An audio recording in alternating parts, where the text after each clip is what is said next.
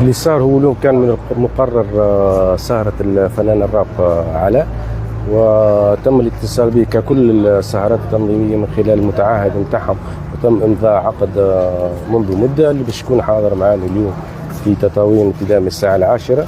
وكنا كذلك معناها نتبعوا في الفنان أو في الفرقة من خلال المتعهد منذ الانطلاق نتاعها من الصباح تقريبا حتى المغرب. ما رانا كان الا مع المغرب معناها انقطاع الاتصال به من خلال المتعهد نتاعو، ما عادش يهز في التليفون.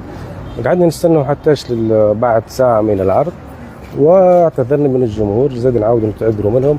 وكذلك باش نكون نتبعوا معناها كجمعيه مهرجان تطاوين الصيفي، رانا باش نتبعوا باش ناخذوا الاجراءات القانونيه اللازمه كل المعمول بها في الحالات هذه، وتعتبر من القوى القاهره، باش ناخذوا حق الجمعيه وحق جهتنا وحق مهرجان وحق جمهور مهرجان تطاوين. والله من خلالك نحب نشكر جمهور تطاوين اللي كان حقيقه متحضر جدا من خلال نتفاهموا الحالات هذه اللي نجم تصير في كل المهرجانات. وكذلك نحب نشكر كذلك السلطات الامنيه والحمايه المدنيه اللي وقفوا معنا من خلال تامين الجمهور في دخولهم او في خروجهم.